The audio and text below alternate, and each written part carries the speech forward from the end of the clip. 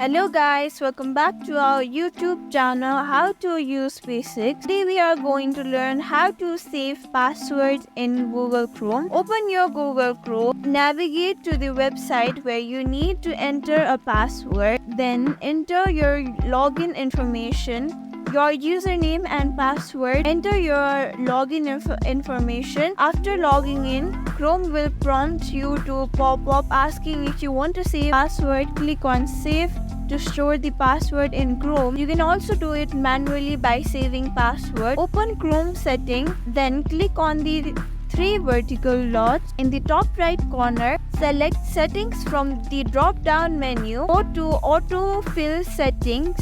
In the left sidebar, click on autofill and then select password. Click the add button next to the save password.